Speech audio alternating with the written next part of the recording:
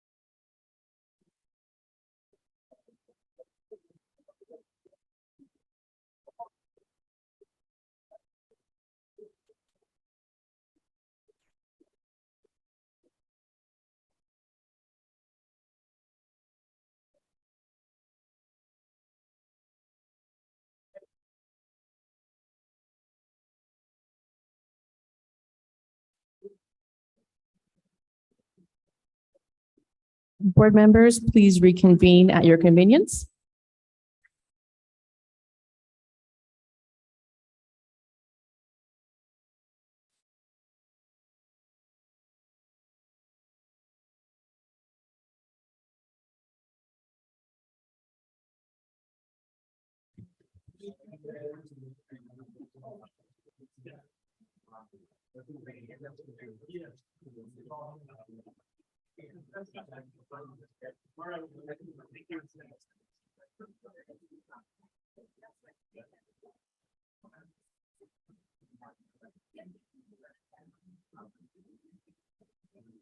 Ready?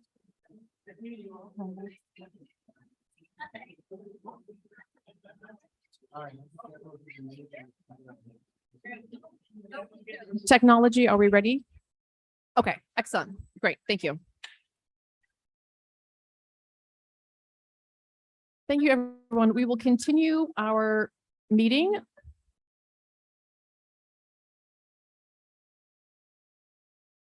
Maybe one of these like.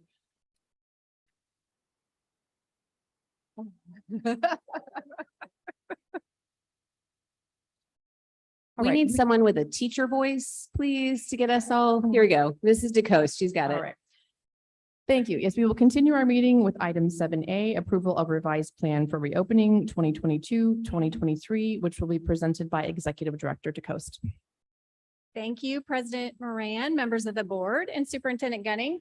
You have the edited version of the reopening plan for this school year in front of you with the strikeouts and the highlights of changes. Most of the changes are date changes, deleting anywhere we had Digital Learning Academy, updating some of our protocols, especially masking with what came out last spring. So if you have any questions, please let me know.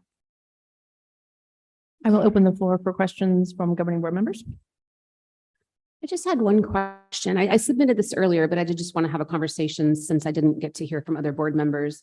I believe it's on page 12 under visitors and volunteers. We're still suggesting that schools should limit all non-essential visitors and volunteers.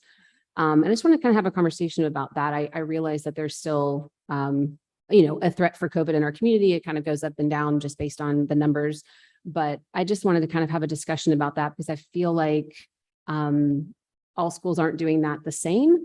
And I just want to kind of understand what that really means. And does that limit parents? Does that limit anyone who wants to come into the classroom and or, having assemblies and like what exactly does that entail?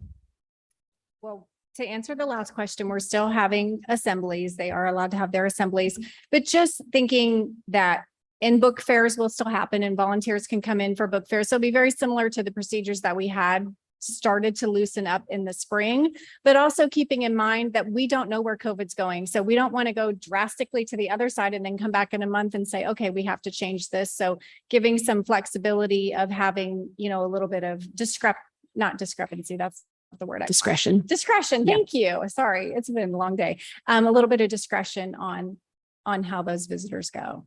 Okay. So I don't disagree with that necessarily. I just think that discretion is used differently on different campuses. And so some parents could potentially feel like, well, if my child went to another school, then I would be able to do this, but if I don't here. So Right. I'm just interested, what does everyone else think about that? And is that an issue or not? No, I 100% agree. That was my concern as well, is that we saw schools do things very differently when it came to that approach, even before we kind of loosened things up. Some schools let a few people in or whatever. And my concern is that some schools are going to take this like, now nobody can come in. So now there can be no book fairs, whatever. I know you're saying they can, but it just depends on the school. And I don't want parents to feel like I can't be involved because my school wants to be extra strict, but other schools are not, in letting volunteers come in. I feel like that's that's always going to be a difference in our schools from school to school and even from teacher to teacher on each campus, where you may have in first grade, Miss Ross let every parent come in and volunteer every day. But in third grade, you have a teacher who does not have volunteers in the classroom at all. So we don't typically get down to that finite detail at the district level, unless that's what I'm hearing you. I think I understand what you're saying, and teachers should have agency over who's in their classroom in terms of, if I can't have 5 volunteers at a time, absolutely. That's not at least what I'm saying. I don't think that's what Melissa's saying. I think that at this point, it seems like even if teachers would like to have volunteers in their classroom, they can't, because this says they're limiting non-essential visitors, which would most likely be a parent volunteer in a classroom. So I just want to make sure that if teachers are open to having that and they want to be on campus and have people in their classroom, that parents are allowed to do that, because it seems like now we're just saying it's restricted completely. So I'd like to see that at least loosened up a little bit. And I completely understand that COVID is still here and it's a real threat and numbers could go up and down. And if we see that this is causing a problem, it's changeable. But I'd like to see us sort of go in the other direction and get more parents back on campus if teachers want them to be in their classroom, and if other people on campus can use those volunteers. I think it's time for us to open that up a little bit. I think my bigger concern is the events. I want to make sure that we're having consistent events. I want to make sure that 8th grade promotions in some schools, my understanding this past spring meant bring the whole family, grandma, papa, whatever, bring them all, bring 10 people. And other schools, it was you get 2 tickets. So I just want to make sure that we can do those, especially those celebrations, the assemblies, all of that sort of thing, with as many appropriate participants as possible, and apply that consistently across our campuses. So I'm not sure. I mean, I'm okay with this verbiage because it says should limit non-essential visitors. And so I think that allows some discrepancy, as Executive Director DeCoe said, campus by campus and as numbers fluctuate with COVID. But I understand Board Member Clymer's point as well, and I agree with that. We want to have our parents come back in and give that support because we know our teachers need support. So those teachers who want that parent volunteer and involvement, I don't want to limit that based on this policy or regulation, whatever. I guess this would fall underneath that hierarchy. So I guess I think what we're really trying to say is, if we approve this, are we limiting the ability to have parents on campus this year? It depends in what capacity. So I know already that just from the school that I've been at, that parents are welcome to attend lunches. So that would be a good example of something that we could say consistently across the district. You can have parents come in and visit and have lunch with their students, again, at their parent table, following all of our other district policies. So that might be an area that we have a discussion with our principals about. And then maybe you could shoot an email about some specific things that you've seen that you would like consistency across the district with, or suggest some other verbiage for that section. I mean, I'm open. My question would be, what does this look like for you then? So when we say schools should limit non-essential visitors, what does that mean to you? Because our schools are going to interpret it different, right? But I want you to tell me what you think that means, because you said parents can come in for lunches at some schools, and that's great. But there are going to be schools that are like, no, we don't think so, right? And there are going to be schools that don't let parents come to their assemblies, but there will be other schools that do let parents come to their assemblies. And we saw that last year, and I don't want to see that again. And I had a principal tell me they couldn't do that, and they didn't know how schools were doing these things. when they were not allowed to do it. So I think there's been a misunderstanding, and that's why I don't like this wording at all, really, because I think it makes it too vague, and some schools are going to go too far and some schools are going to do nothing. And I think that we do need consistency. We need, these are the guidelines of what needs to happen and not have the vagueness for them.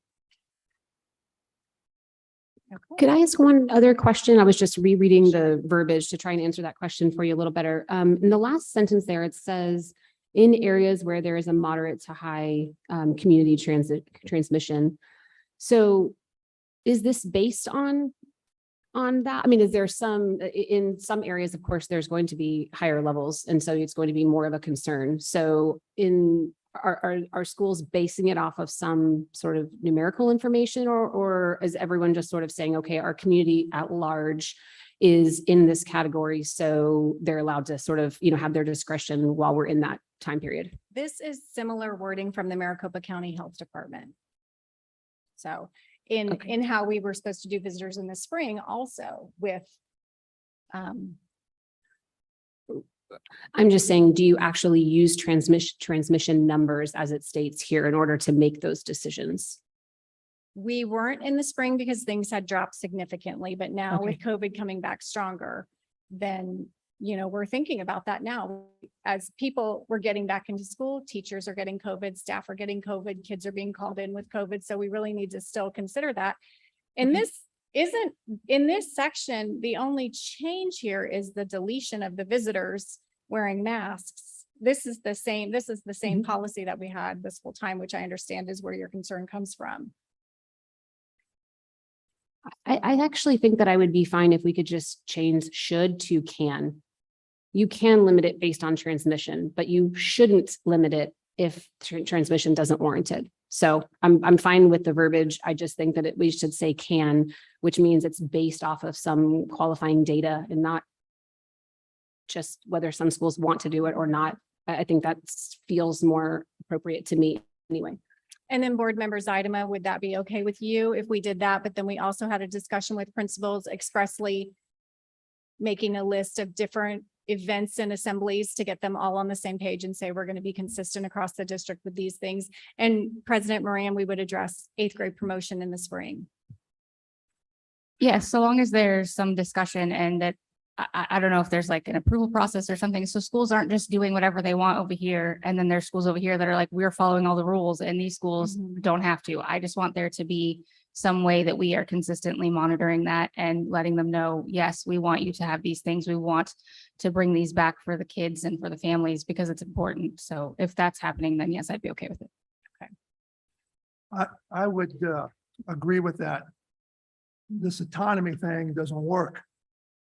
I want some consistency across the school district and the schools. And that means that principals need to have a clear understanding what the expectation is and has to come down from the leadership within the district. If there's confusion, then you need to re-educate them. But we need to have as much of an open campus for these students, not only to strive academically, but socially and to get back.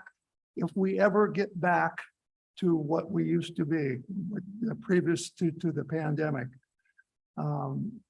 assemblies with the understanding, and it's, if there is another outbreak, some kind of whatever it might be in the future, we still have built-in mechanisms that we can engage in because we've learned a lot in the last 2 years, 3 years. Yes, we have. So I just want to see an agreement. Consistency is paramount to me. So with that said, that's all I have. That is perfectly understood, and we will put that on an agenda at our next leadership meeting with our principals and have some good discussion about that. And I'll send you guys an email and a Friday update. That sounds like an excellent plan. Thank you very much. Any Thank other you. questions? I did not have any more questions. Okay, then I will entertain a motion. I move to approve the revised plan for reopening 22-23 with the change from should to can on page 12. I second. Having a first and a second, I will call for the vote. All those in favor? Aye. Aye. Any opposed? Motion carries. Thank you, Executive Director DeCoste. Our next item is item 7B, approval of LESD adopted curriculum annual review, which will be presented by Director Benjamin. Good evening, Madam President and members of the governing board. I am here to present to you the LESD Comprehensive Curriculum and Assessment List. This is a first. However, when I was adding some of our new supplemental curriculum for our art teacher, as well as for our music teachers that you approved at the last board meeting, I found that there wasn't a comprehensive list that we had. And so I would like to have this come to you annually. And we will still continue to make sure that we are bringing any supplemental or core curriculum to you before that. But this way you can see everything all at one time. You will find that we have core and supplemental curriculum as well as our assessment list on this. And the core curriculum is what we're using every day to meet the Arizona state standards. That is the primary source of curriculum that we're using. The supplemental curriculum is meant more for that art of teaching. That is the piece where it might be enrichment, it might be intervention. This is where we know that all learners are different. And so a different way may need to be done in order to be able to meet that learner. That's why we do have such a large list of supplemental. It may be used in our resource classrooms with our reading specialists, our math specialists. It also can be done for tier 2 with intervention and enrichment in the classrooms. Do you have any questions about this or anything else? Any board member questions? I just had one question. It was really just a clarifying question and I submitted it earlier, but I wasn't exactly sure about the answer. So in the reopening plan, as we were removing everything from DLA, I also noticed that Nearpod was deleted from that list. Obviously, we felt like we didn't need it anymore with the DLA students, but I still see it on this curriculum list. So will we be using it for other I believe things throughout the district, or it just hasn't fallen off?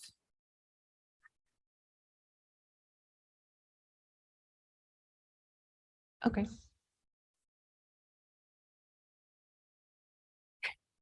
Laura Combs just shared that she added it on here because there's a free version that our teachers can still utilize if they'd like. Okay. So it's a possibility if they'd like to use it, they can, but we're not just purchasing at a district level, basically. Okay. Thank you for clarifying. And it's going to be mostly for lesson presentation, Mhm. self-paced or teacher-led.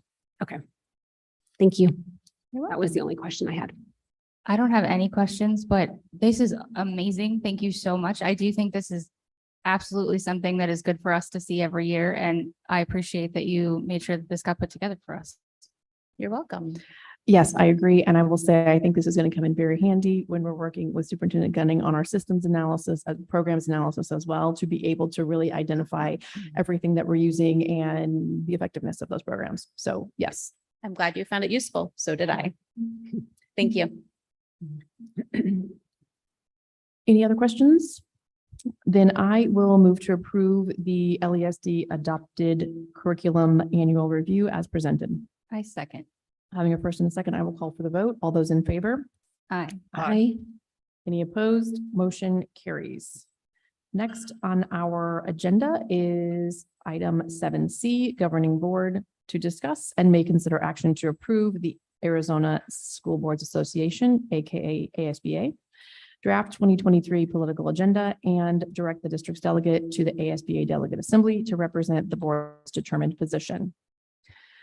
In January, we elected Board Member Zaidama to be our delegate. So Board Member Zaidama, to the best of your knowledge, are you aware to be our delegate during this meeting in September?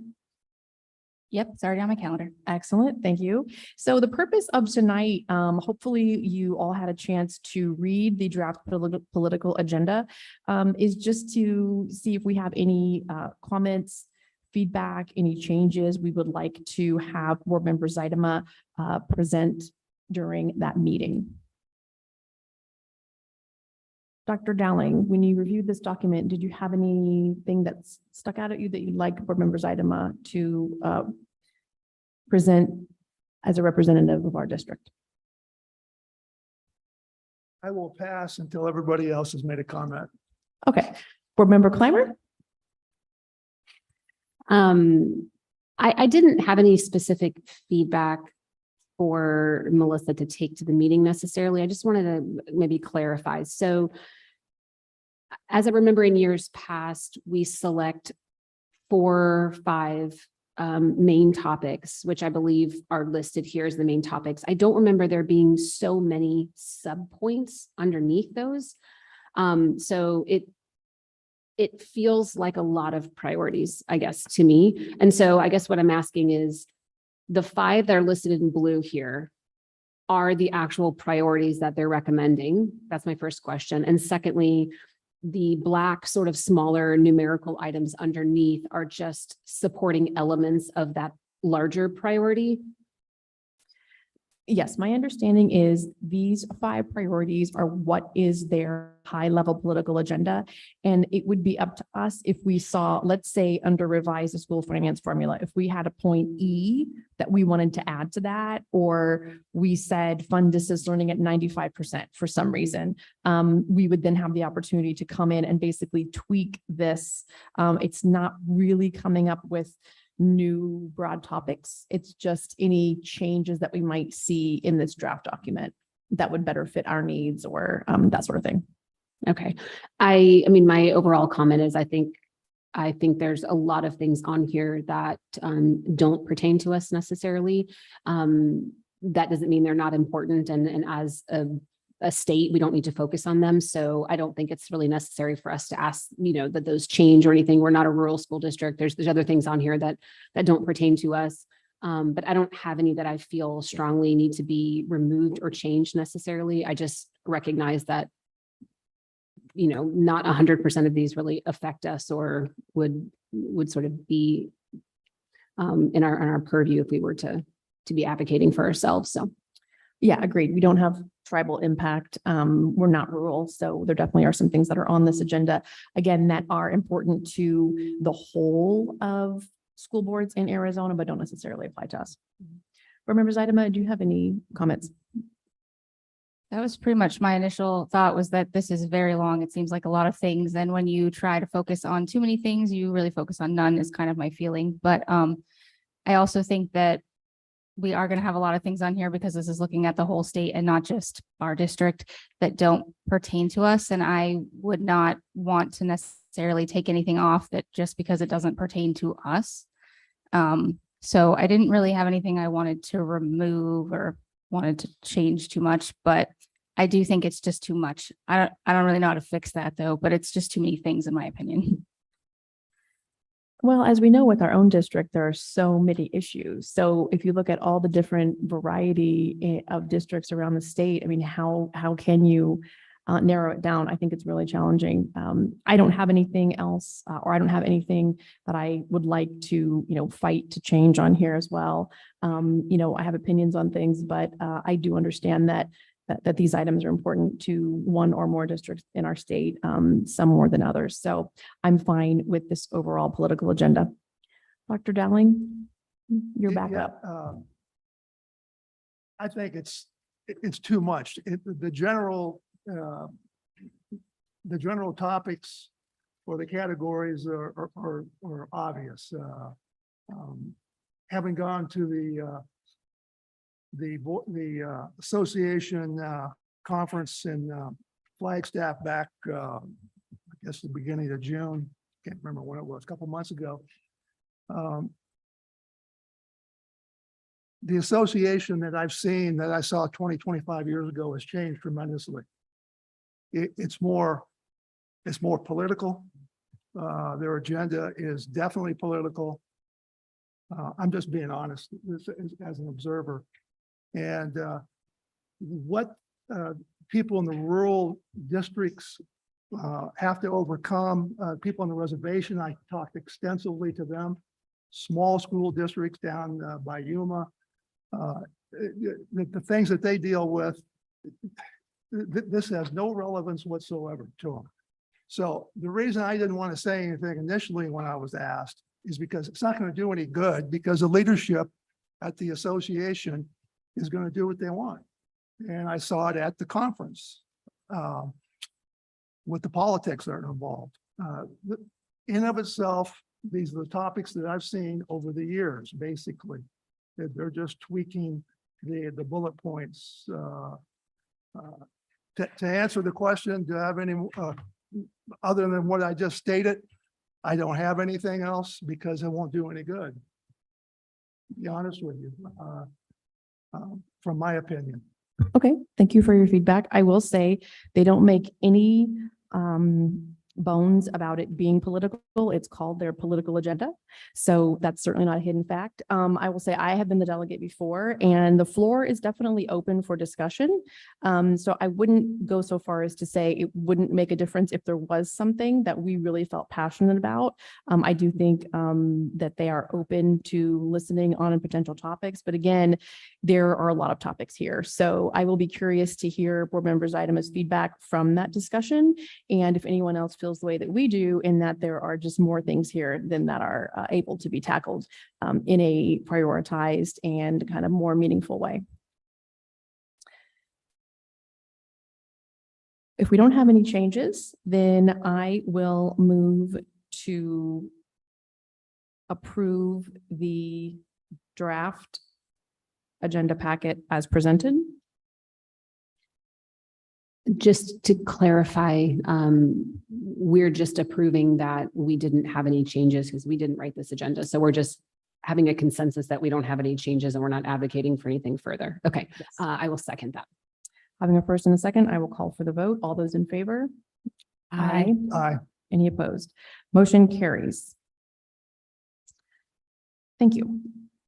Next on our agenda is item 8A, which is the first reading of policy revision IJJ, textbook, supplementary materials, selection and adoption. This will be presented by Executive Director DeCoste. Good evening. You have a copy of the adjusted changes on that policy, and there were a few questions. Would you like me to address the questions that came ahead of time? Yes, please. Okay. So the question was what prompted the policy change and who advised the change? So in conjunction with our finance department having a new executive director and a new director of purchasing, we were talking about some of the procurement that was happening with some things that we're going through this summer, as Director Benjamin stated, with the music and the art. So this brought up a conversation that we had some questions with our attorney about, just with some procurement things and how things are done in the past. And just to let you know, everything's fine, we're all good. But when he was reflecting on our policy, he recommended that we do add the highlighted section that is there for you following the open meeting law when we do have our committee meetings, which we have been aware of that statute and we have followed the statute in our process. It just was not written into our policy. And so I gave you an example of what we did for our math adoption process, showing you that we did put that out to the public and let them know that it was an open meeting, and we did that on more than one occasion. So we followed the procedure and we followed the statute. We just never had that highlight in our policy. So we'd like to add it. What kind of response do you get? Do you get anybody that comes to the meetings? I know when you have the textbooks laid out to everybody to review, probably if you get 2 or 3 people to come by and during that cursory inspection period, you're lucky. We had, when our textbooks were laid out, we had 1 member of the public, a parent, and we had 1 board member review those. And then as far as the meetings, we actually thought, because it was during COVID, the one time for sure, that we might get some attending online, but we did not get any public attendance.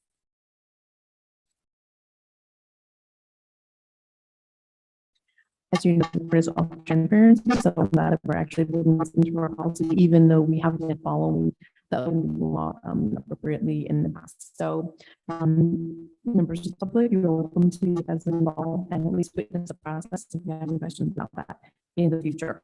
This item is for information and discussion only. It will be brought back for a second reading next month. Thank you. Our next item is first reading of policy provision BED 8, public participation at readings, which will be presented by Superintendent Gunn.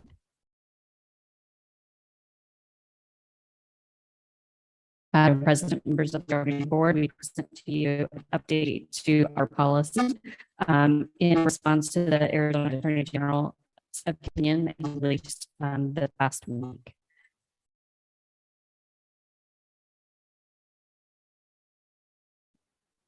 And this was also paged in our, what is the summary that you read prior to the call to the public as well? So that's also been updated already? Or was that always like that? I just noticed that this evening in the statement that you read prior to the call to the public.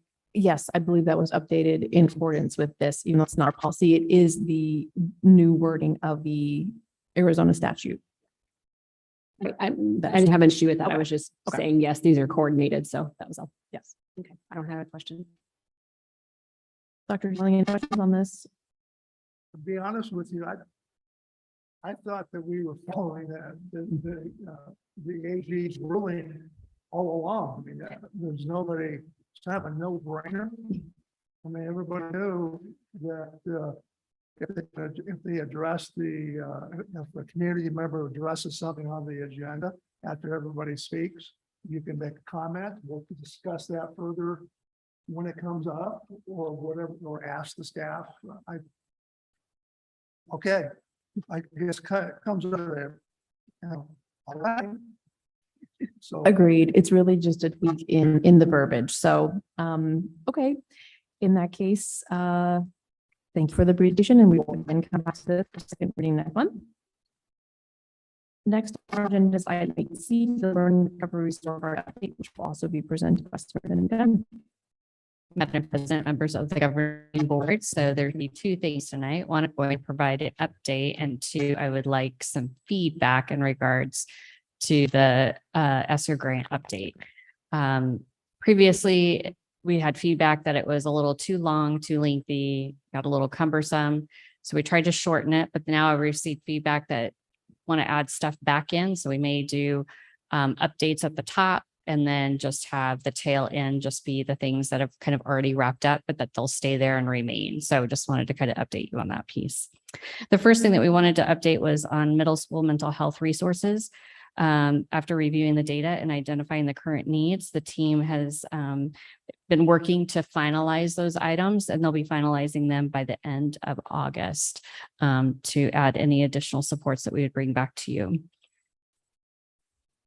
The next thing that we wanted to bring back was the data regarding our tutoring program. And this was exciting to look at. And I know it's kind of maybe small to look on the screen, but if you see where you see a change in the trajectory of the scores in relation to reading comprehension, you see that change. That's exactly when tutoring started.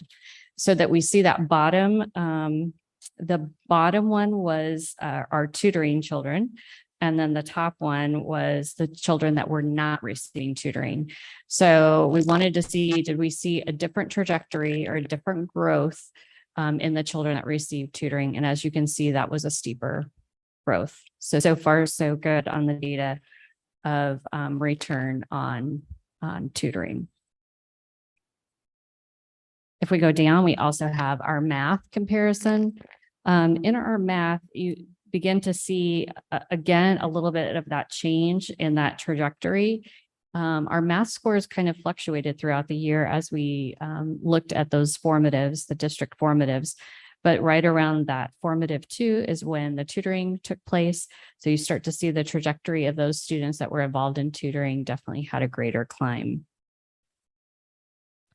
In October, we'll bring back to you the summer school data. We have our own initial pre and post tests that we conducted.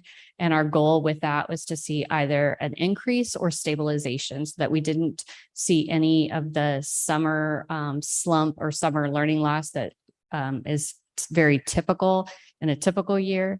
And that data did show that. They showed that they made either some growth from their pre and post test, or they remained almost the same or had like a 1% growth.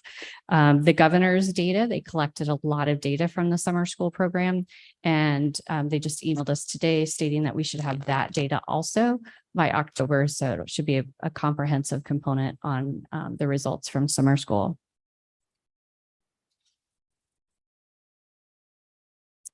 And wanted to update you that we were down to just one position for the math aides throughout the district. So making progress on the hiring for those. Special education ELA intervention, they did land on Reading Horizon, and that was ordered, and training was also conducted in that area. So that's kind of an update from learning and recovery. Be more than happy to answer any questions and see if everyone would like to add back in all of the other components to show again the total of those grants and all of the items that were ordered for those. Does that sound? I will start off the conversation, if my fellow board members don't mind, by saying that I would like to see a comprehensive listing, primarily because when we were given these grant monies, we made a concerted effort and commitment that all of these monies would go toward learning recovery. And I think it's important for us to see the totals for each of the grants that we received that were COVID related, and for us to keep track and have transparency and accountability of what we're using those dollars on. It's not to say that I think anything isn't being done transparently, but I think, we've already decided we're only going to look at this every other month. And I just want to see the big picture of here's everything that we were given. This is what we've already spent so far. This is what we have left. This is our plan for that. For one thing, to make sure that we get all of it spent appropriately within those timeframes, because we do have some deadlines on that. But I'm happy for any other board member feedback. Did you have something else? Okay. I agree with that, but I do like the approach that how you summarized this here. So I'm wondering if there's a compromise. I know that you do keep the larger document because you add to it and you're using that sort of as your working document. Is there any way that we could combine these two and have sort of the monthly summary that you present to us at the meeting, but also have the sort of the bottom part of that already exists, just so that, to Kim's point, we can see sort of the ongoing dollars spent and just for transparency's sake, but that we have kind of this 2 or 3 slide summary that you go over, because we don't need to go over everything we've already done necessarily. It's just nice to see it. So could we just compromise and sort of do both, but really only present what you're doing here? Yeah, I think maybe we could just present this, but then also have the other document included. So that also if there was any other questions that might have come up, Okay. that you always have that document to look back to. Okay. I did have one question, Sure. just before we move on, and then Dr. Dowling, if you have more to say. The 836 students that participated in summer school this year, that sounds like a really amazing number to me, but I'm not sure. I don't have the figures in my head of how that compares to years past. I know with COVID, it's a little wonky, but what's our normal summer school attendance record? I have to look. Or at not even John, record, but but just know attendance in that general. Typically, it's usually around 400. Okay, that's amazing. That's great. And to see, we're not only making progress, but able to make progress with twice as many students is pretty remarkable. So nice work. Thank you, John. Yep. So that was 400 in previous years. He was Okay. kind of standing back. Yeah. I'm sure it's on the mic. Dr. Dowling, any comments or questions? Did we get, or are we going to get, or any feedback from parents on what their thoughts were on that summer boot camp boost? Should have had John stay over. Shouldn't have sat down. Madam President, members of the board, yes, as part of the governor's grant, there was a survey done, and that'll be part of the report, the comprehensive report that they send to us in October that we'll share with you. If this is a 1-year grant, was it not? Correct. Okay. If we see that parent, well, obviously the strong response, 800 doubled the, are we prepared in some fashion, some way to replicate this next year using grant funds or, hate to say it, M&O funds? Or, Go ahead. Yes, we, because we were able to obtain the governor's grant, we had already had a slot under the ESSER three. So that helped us pay for this year with the governor's grant, so that we'll have ESSER $3 for next summer. So we'll be able to start planning the process for summer school and be even better prepared rolling into. So I'd like to see this continue. I'm not gonna grow a program. I know they're coming and good job. I mean, we need it.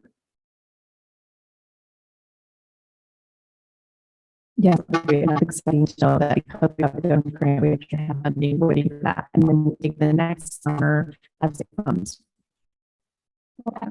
2 years of how well our students have done this program. And I mean, I think we're all gonna hope and wish and assume that it's gonna do well, and we're all gonna want to put our dollars into making that program continue. I know something that we funded, we just did the Title I dollars for our title classes, as well as students, modern reading and those students that needed, specific intervention. Will that be the same for the tutoring program as well? I know we have dollars that are covering that now.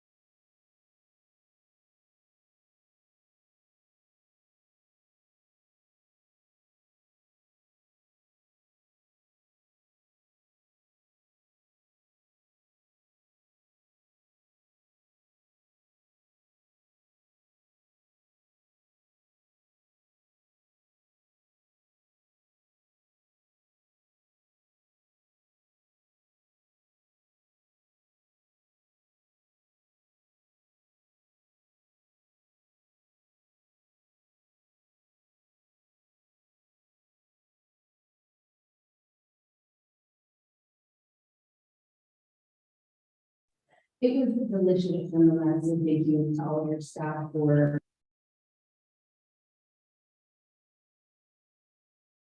I also attended, as a parent, open house, my very last open house at Litchfield Elementary School District. So I'm a little bit sad. My daughter is not, however, she is excited to start her 8th grade year and possibly be done with middle school sooner than I'd like her to be. But it ran very smoothly. I loved seeing everybody back and meeting teachers and just the excitement of the day. It was very fun, very well run. So thank you to everyone. I look forward to a wonderful school year.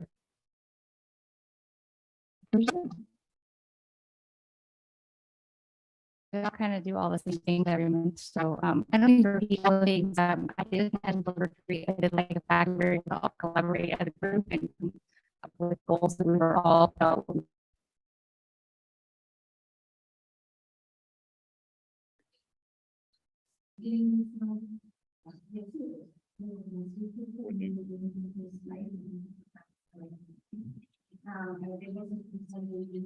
It does.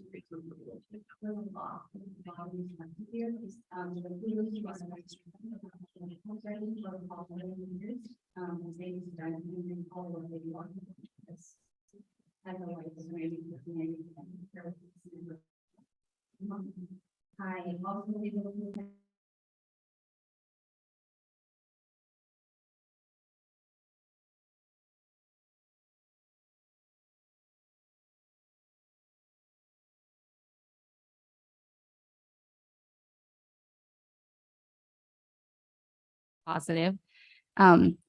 As a parent, I was able to attend 2 different Meet the Teacher nights because I have kids at 2 different schools, and that was also really well done and really getting to see just the differences in the campuses and the families, and every school is unique. And while I agree with consistency, you do get like a different feel in every campus. Because I have 2 kids at 2 different schools in this district, I was able to go to first day of school for 2 different kids. And so we get to do the drop-off line at both campuses and the pickups and the buses for one. And so amen to all you teachers that handle those lines. The first week of school is the toughest. It does get better, but parents, please find some patience this week as they're working out all the kinks, because it can take a little longer, but I promise it gets better. And thank you to all the new teachers that came in and are just loving on our kids this year. Lastly, because we talked about PTAs at the beginning and celebrated them, I signed up for the PTA at one of my kids' schools. And this year, PTA's membership is an important part of it. So myself as a board member, any PTA in our district that's looking to up their membership is welcome to send me a membership link, and I'm happy to sign up to any PTA in the district. And I know PTOs don't necessarily do membership the same, but if you do and you're looking to increase your numbers, email me your links or your forms and I will get it back to you, because I believe that it's important to support our parent groups. They do a lot for our campuses, and I am happy to support them in any way that I am able to. Excellent. Thank you, board members Idema. That's a very generous offer to our PTAs and PTOs. For my board report this evening, there is going to be some repetitive information, but I have some notes of gratitude that I've sprinkled in here as well that I do not want to miss anybody. I was able to attend and lead the governing board study session on our goal setting for the upcoming school year. And we had another productive and respectful and collaborative meeting, which is much appreciated. So I want to say a thank you to my fellow board members for your continued dedication to the success of LESD students. I appreciate you. I also attended both of the special meetings, as well as had numerous chats with Superintendent Gunning, as always. But of course, the most important and exciting thing that I did was all of the things related to back to school. So everything has just had such a positive feeling in the last couple of weeks, and I'm really excited to see where this year is going to take us. Specifically, I made a welcome video for the new teacher training. I was unable to be there in person, but thank you to Director Nuanez for his guidance on that. I appreciate you. I also was able to attend the welcome back lunch for teachers at Western Sky. Another kudos to Chef Ron and his team for the delicious meal. Great job. I also attended the open house at Western Sky Middle School, which is my son's school. And I want to say thank you to all of the students and the parents who volunteered to help make those lines shorter and the whole process smoother. As a parent that evening, I really appreciate that as well. I also wrote 2 welcome back letters to kick off the school year. One was to students and families that went out last week, and then there was another one that was specifically for teachers and staff on behalf of the governing board. And as I stated in those letters, I truly believe that together this will be the best school year ever. I'm filled with gratitude for the exceptional students, staff, teachers, and administrators that we have in this district, and I'm really excited about the upcoming school year. So I'm going to close with lyrics from Lizzo's song Special. In case nobody told you today, you're special. I'm so glad that you're still with us. Finally, in our reports section, there is item 9C, which is reports from administrators. These reports are information only. I always like to thank our administrators for providing these. As board members, we read these, and these are really an important lifeline for us to know what's happening on your campuses and in your departments. I do want to have one special note this evening, though. I would like to acknowledge Director Ensign, our Director of Facilities. Through his hard work and dedication in navigating the bureaucracy that is the School Facilities Oversight Board, this month he included his fiscal year awards, which over the last 9 years have totaled almost $4 million. Director Ensign, we appreciate your tireless efforts that positively impact our bottom line, but more importantly, our students and staff. Thank you.